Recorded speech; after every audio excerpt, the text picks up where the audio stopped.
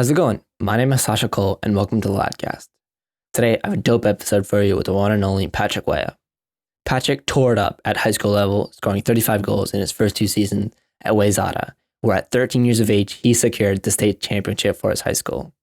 He's now playing at St. Louis University and on his way to become one of the best prospects in the U.S. as a striker.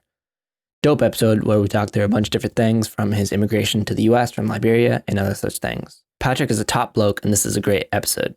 Make sure to follow us and subscribe everywhere. Thanks. Squad out.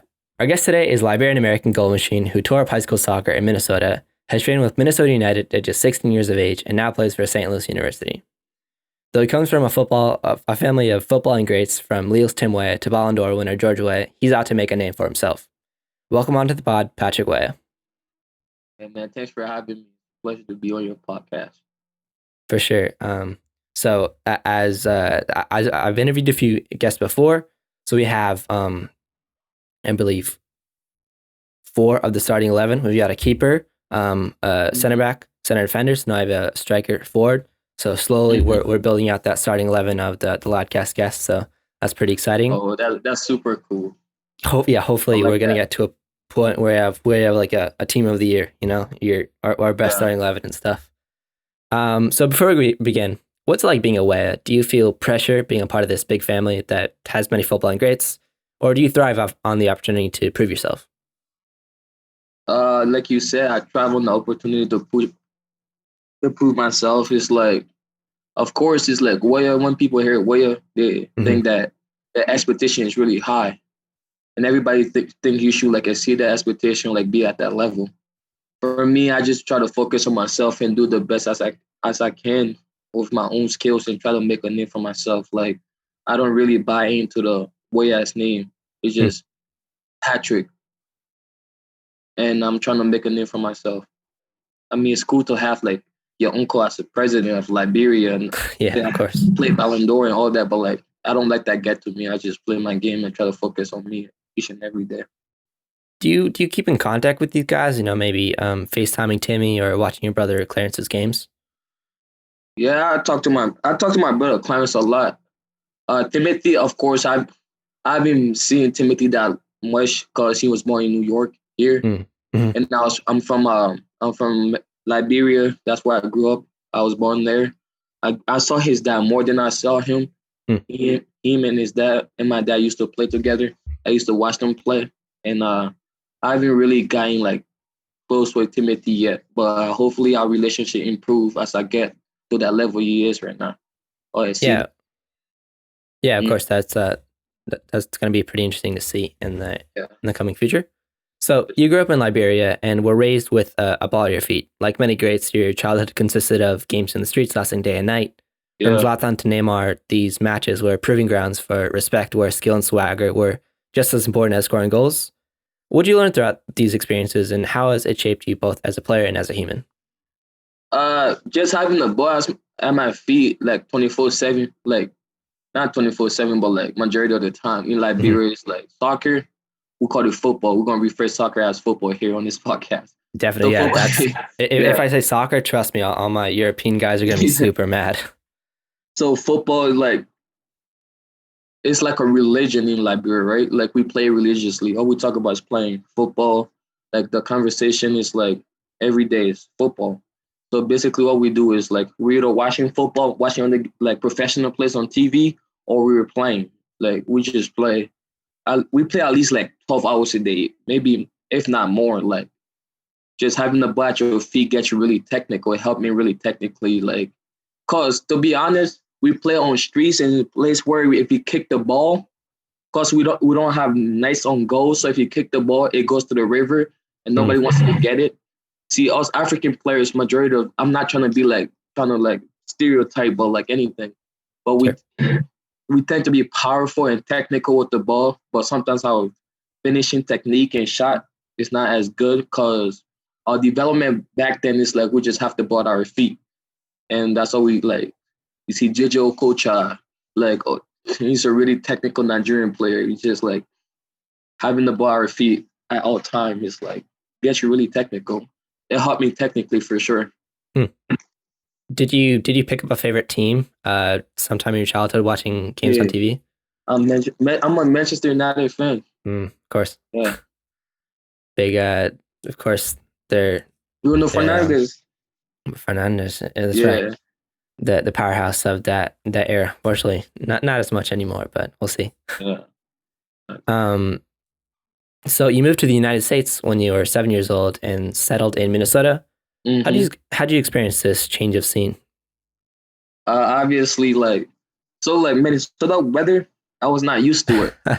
So it'll be sunny outside, like it'd be like, oh my, yeah, it's just sunny. Let's go wear some shirt, like. But like the cold hits you, I'm like, it's cold. I'm like, how can it be sunny and cold at the same time? Because in Liberia, it's like we have 2 seasons. We have rainy season and dry season. Here they have full season. They have winter, summer, spring, fall. Like, so I'm just used to like being super hot or like really raining. So like I was not like used to the cold. I've never seen snow before, except for any movies I've watched. So that the weather is kind of changed. The language was similar to Liberia because our primary language we speak in Liberia is English, but it was different. So like I had to get used to the American way of speaking and proper English, so like people can understand me, so I can communicate well with them. Yeah, definitely. What do you find different in terms of playing the game? When I first came here, I feel football wasn't the main thing. And I'm gonna say soccer because I'm about to refer to other sports, American sports. So like soccer wasn't the main sports in the United States. So like people weren't as passionate as Liberians about soccer. Like in Minnesota, it's mostly hockey because it's a very big hockey state. So it's like hockey, football, and basketball was the main sports in Minnesota. So like we just play on the side. Like we play games, you have like 2-3 fans. Or like in high school, you go to a football game, there's like thousands of fans of hockey games. There are a lot of fans. So like just like the culture and like the sports were different. People supported it.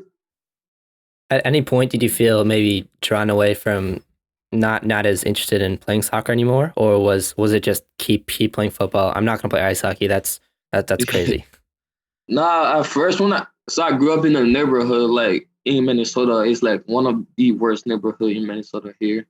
I'm not there anymore, but like South Minneapolis back then was really bad. And I grew up in a neighborhood where it's like basketball was the main focus. So when I was little, I was playing basketball too. And back then I used to be like really good at basketball. And all my friends and coaches was telling me to stick to basketball. And my mom was like, you better not go play basketball. You go focus on soccer. And I just kept on playing soccer and I had to pick one. So soccer was my favorite one. So I had to pick soccer.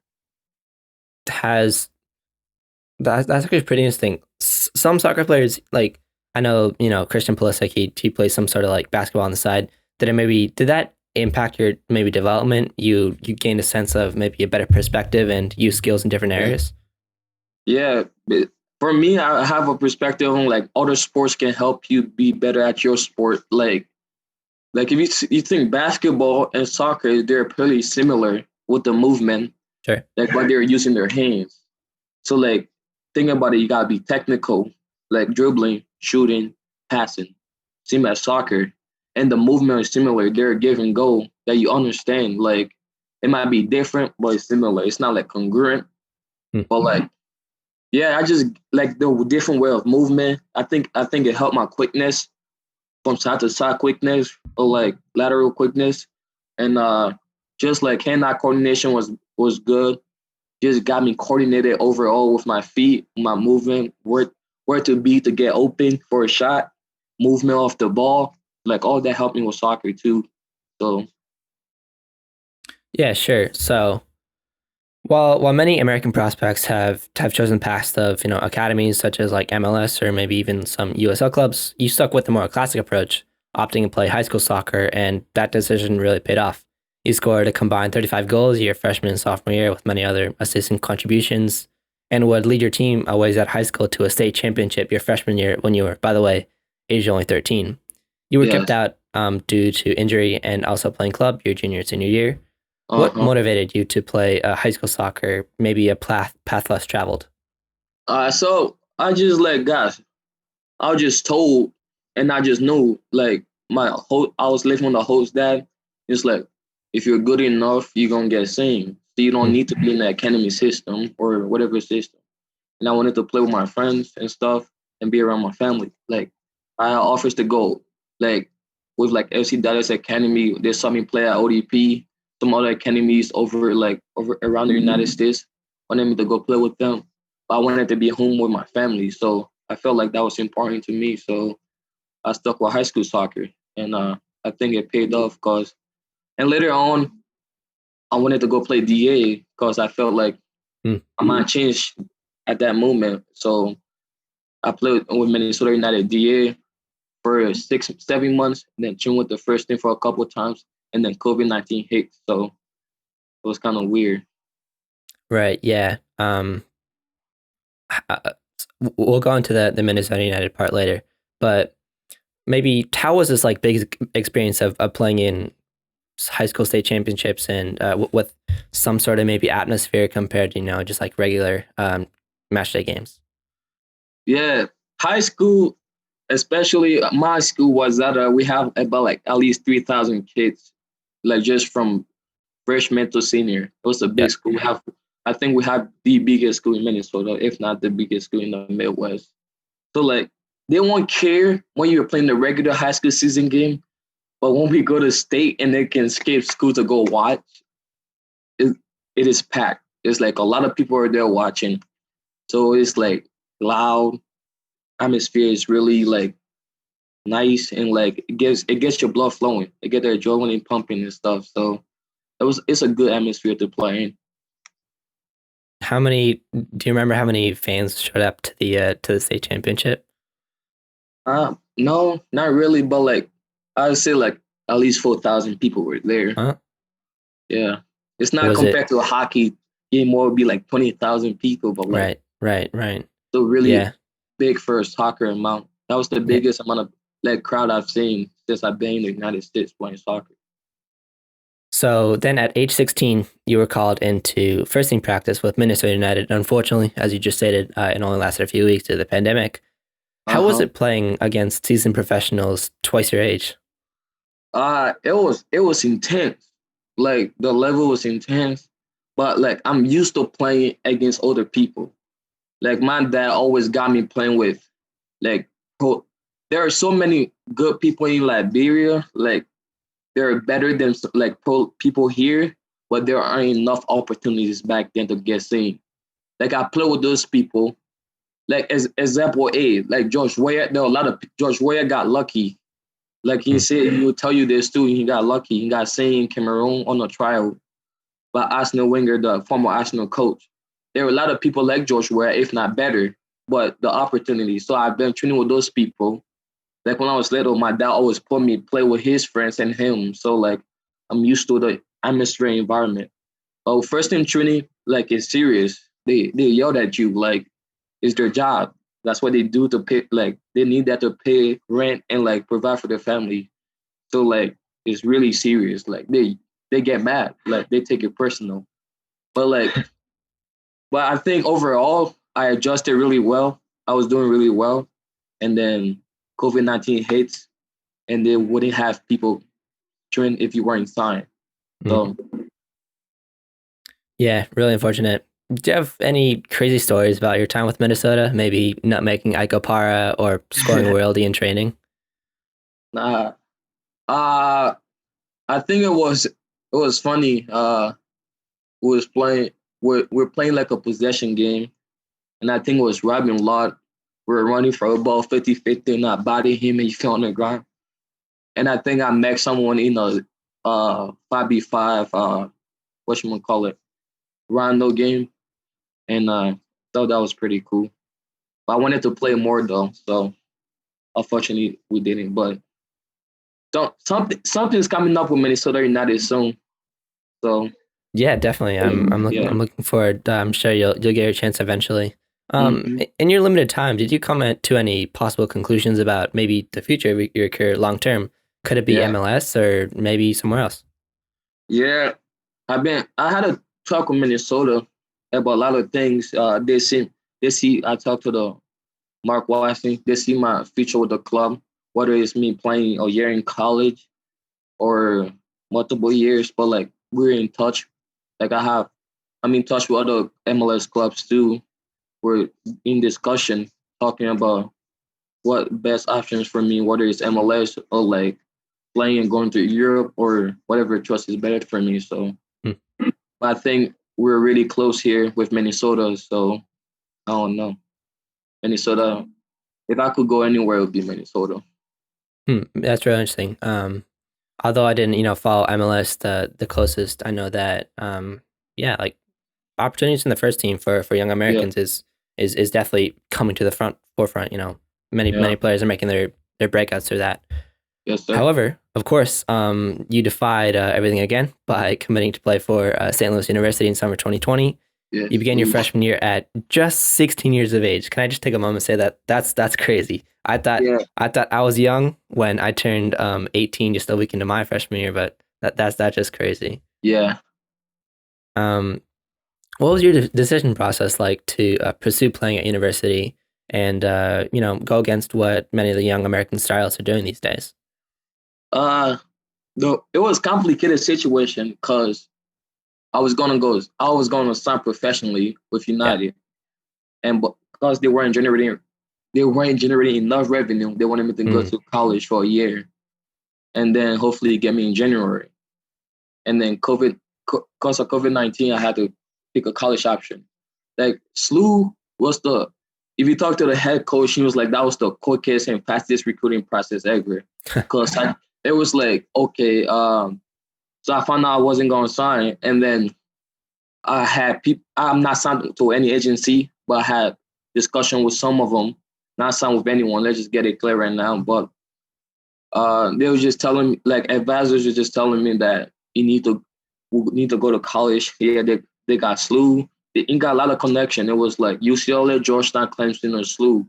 And for me, SLU was the closest to my house, like to Minnesota. It was like 8 hours away. So it was like, yeah, we got on the phone. They talk about the program. I really like it, how they play their style. And then boom, the next day I committed to SLU. wow.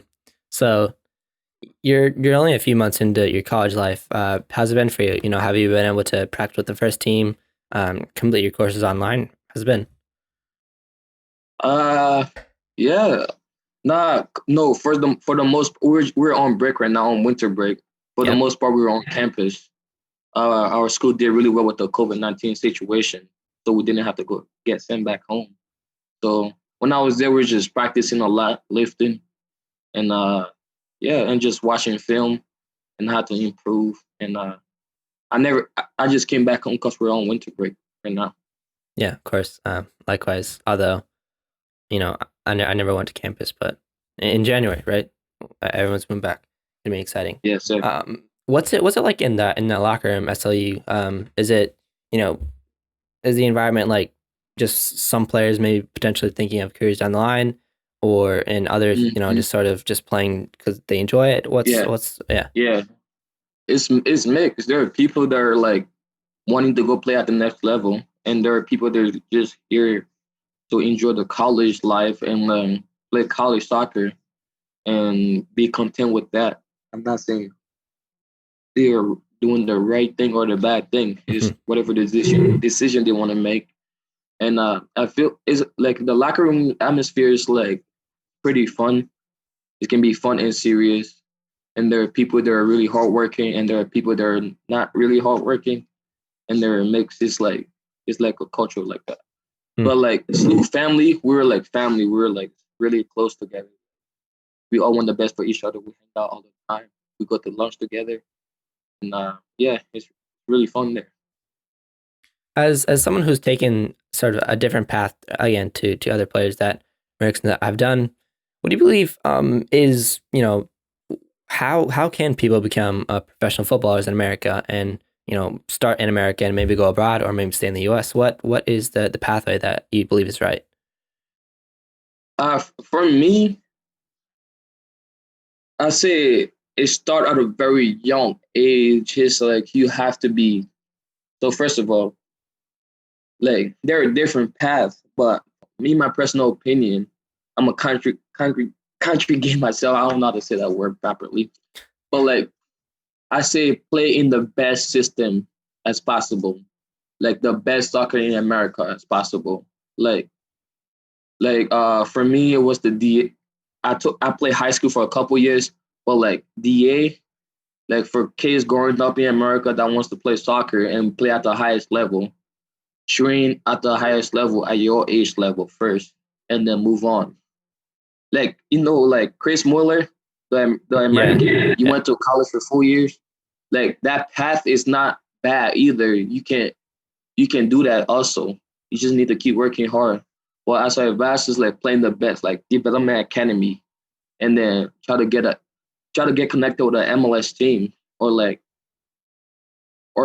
if you have enough money and connection in Europe, go to Europe if you want to play professionally. Like grow up in that system, like playing there and getting used to the culture and like the background, all that.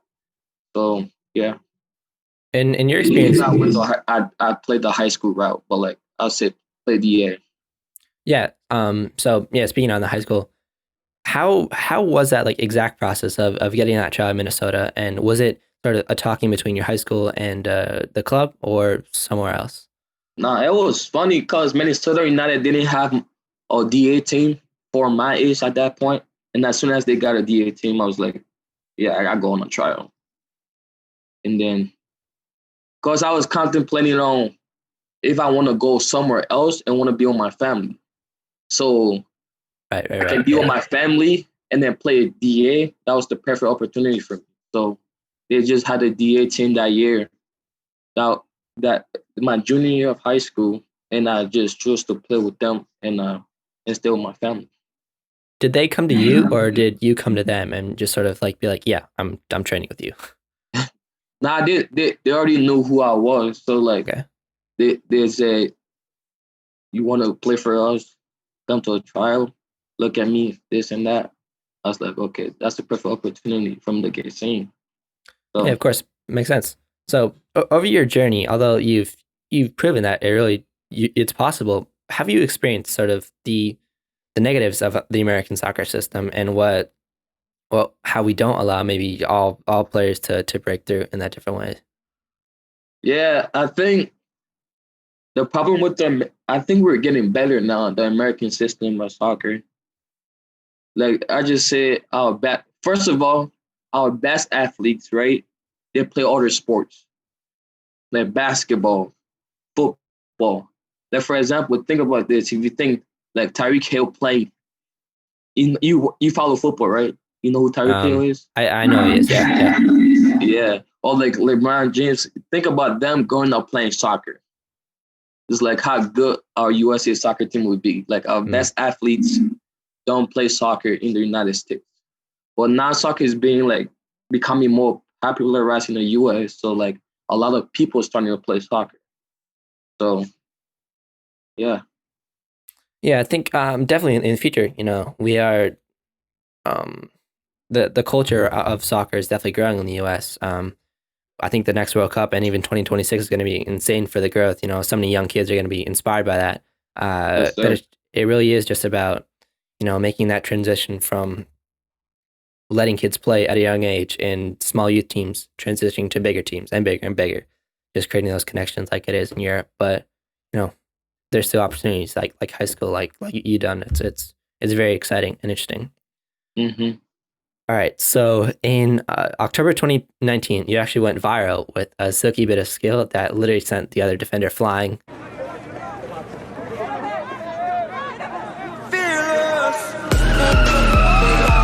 You landed on pages like 4 through 3 in overtime. Do you have any insight on like what that play was like and what your thinking was during that? I'm thinking like it was club. It was club. I think we're in Vegas playing the Mayor's Cup.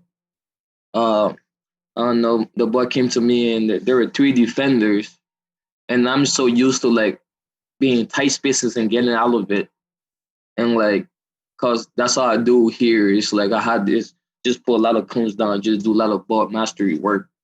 That's what I do, like in my free time. But like when I train with my coach upstairs, we focus on more like technical with the ball dribbling. So we focus on flow. So like in that moment, like I got the ball to me, and I just like it just came second nature, because I've been doing it for so long, and then I've done stuff way crazier than that. That wasn't on video. I wish it was, and it just happened, and it happened to be on video. So yeah. How did that go viral? Did you send it to 433, which I believe is initially the source, or how'd that work? Let me think. I'm trying to think. I think Overtime got it first. I think I posted on my page. No, this is what I do. This is what I did. They posted something on their Instagram. And I was like, look at my story. And then they respond to me. It was like, bet. And then you slayed up on my story. Then the video was on my story. It was like, send me this. And I sent it to him. And then he posted it. And then 433 saw it. And then DM me, is this your video? And I said, yes. And then they asked me if they can repost it. And I was like, yeah, you can. And they reposted it and tagged me. So that's what happened. How was it to go viral? Do you have scouts in your DMs or maybe even like news outlets or something like that? Yeah. No, like, I had some scouts in my DM and like some people, like a lot of people in my DM saying, can't play for this. Like in Europe, can't play for this team. Like, we know who you are here from different countries. That was super cool. And, but like when people found out I was training with the first team and the MLS posted it on their news, that's when I got a lot of scouts and asking me, and they introduced themselves and like wanted me to sign with them. So I can so they can give me like deals and stuff with other teams or even Minnesota. Yeah, I mean, it is pretty crazy how the internet works. Just like you can do something and then boom, like create so many opportunities for yourself. Another thing I found in my research, so on your Minnesota United profile page, it says your number one bucket list item is to clean your room. So how messy really is it? No, that was funny. Yeah. I was just doing that. I was just typing that fast. I didn't even understand what bucket list is. I thought that meant to-do list. Oh, should know what to-do list meant. But like now that I understand, it's like my number one bucket list to play at the highest level as possible. It's like, and then make a living playing this game and provide for my family. That's my number one bucket list. Yeah, definitely. It also says on that page that your star that you want to meet is or your favorite character maybe Patrick Star. I appreciate that. Yeah, Patrick Star. I don't even think that's a real person. I don't know why I put that there. I'm trying to be funny. I mean, I'd like to meet him too. Yeah. Right. Maybe in the future, like Mitchell Batshuayi does. Could we see you possibly in some Patrick Star underwear? Yeah. Right. Okay, so you're still only 17 years old. It's real easy to sometimes forget that footballers are real humans. Yeah. What do you maybe like enjoy in your free time and do outside of soccer, football? I like a lot of social media. I'd be on TikTok. I don't have a TikTok. I just be watching. Watching a lot of YouTube videos, like basketball games, NBA drafts. I'll be watching a lot of shows. What else I be doing? I used to play a lot of video games, like Madden, like the football video games, but I don't play that much anymore. And hanging out with friends, going out to eat, all those things. Yeah. Yeah, definitely. Speaking of TikTok, if you follow us on the Ladcast, you may see yourself in the coming weeks on there. So just keep that in mind. Yeah. Patrick Weah, it's been awesome interview. Learned a lot of really exciting things. I hope the best for the future of your career. I'm sure you'll do great things, whether it be U.S. abroad, anything like that. Hope to see you one day in the American national team shirt, if that's something you're interested in. Yeah. And I want to thank you for your time. Thanks, Sasha Cole. Thanks for having me. It was a pleasure being on your podcast, bro. Likewise. All right. Thank you to our listeners. Thank you to Patrick. Spot out.